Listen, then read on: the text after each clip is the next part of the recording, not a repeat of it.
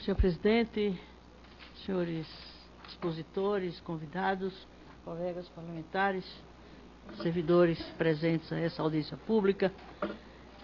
Eu vou colocar algumas questões objetivamente, muito poucas, até porque recentemente tivemos uma outra audiência pública em que muitos dos aspectos aqui colocados foram objeto também de discussão naquela audiência pública.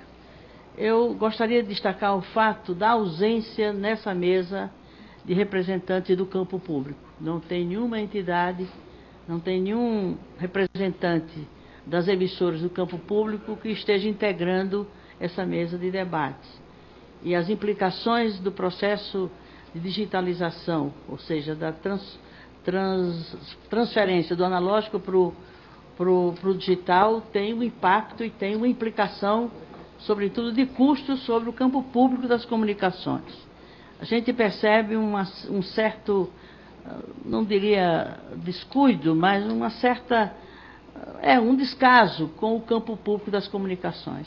E se sabe que a própria legislação brasileira para a política de comunicação prevê a complementariedade dos setores público, estatal e privado das comunicações. E quase sempre, pelo menos no âmbito dessa comissão, o campo público, e a meu ver também na política de comunicação do país, o campo público foi sempre relegado ao esquecimento, a um segundo plano, e como se não existisse o campo público das comunicações. E levando em conta, né, o direito à informação, à comunicação, até como um direito humano fundamental, o campo público deveria ser a prioridade em qualquer política pública de comunicação. Lamentavelmente, não é o que ocorre em nosso país.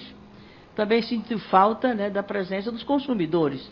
Os senhores destacaram com muita propriedade, né, as implicações para os usuários desse serviço, sobretudo das camadas populares.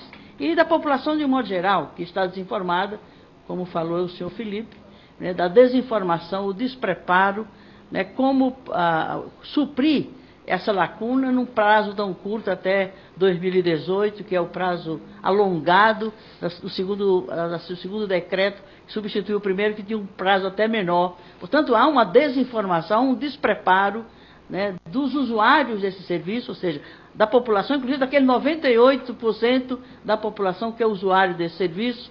Eu acho que haveria necessidade de um tempo e de uma política e de procedimentos que pudessem suprir esse déficit de informação e de domínio, de conhecimento dessas questões aqui.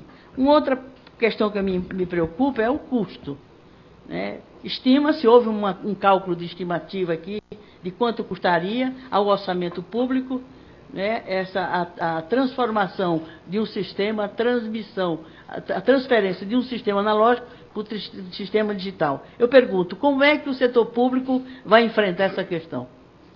Porque o setor público é operado, em sua grande parte, pelos governos estaduais, pelos governos municipais. Como é que os municípios e os estados, na condição em que se encontram do ponto de vista financeiro, vão dispor desses recursos para bancar, né, o custo dessa transformação de um sinal em relação ao outro nas emissoras do campo público?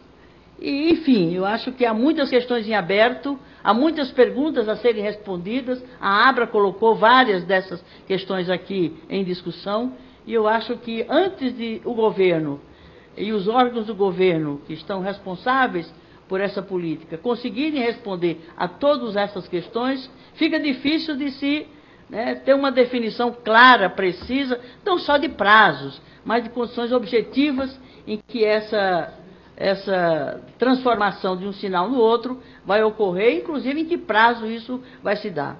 Fala-se também da necessidade, como vários dos senhores colocaram, a necessidade de coincidência, de compatibilização de um sistema em relação ao outro. Eu pergunto, como é que fica a compatibilização em relação à digitalização de rádio? Que, a meu ver, está muito mais atrasado, está muito mais indefinido, está muito menos preciso no âmbito do governo em relação à digitalização do sistema de TV.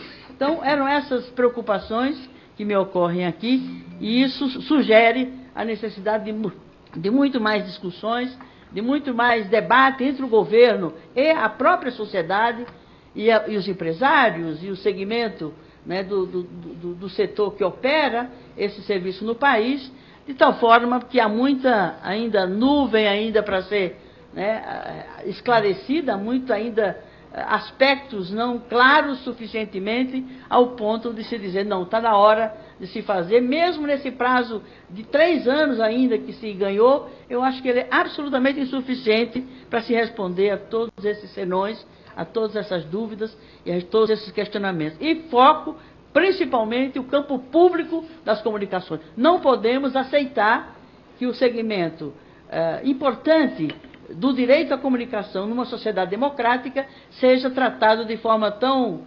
secundária, de forma tão descuidada, de forma nada de se contemplar, como tem sido, lamentavelmente, não só por parte desse governo, mas de todos os governos que se seguiram nas últimas décadas, que não têm considerado o campo público das comunicações como um campo prioritário, tendo em vista o direito à informação, à comunicação, como um direito humano fundamental. E o direito, inclusive, à liberdade de expressão, sem o que não se tem assegurado a cidadania plena e muito menos uma sociedade verdadeiramente democrática. Mas, de qualquer forma, foi uma audiência bastante esclarecedora e que aponta vazios, questões e necessidades de responder a elas a partir da contribuição importante que os senhores e que a senhora trouxe ao esclarecimento nessa audiência pública. Portanto, muito obrigada e nossos cumprimentos pela sua participação. Deputado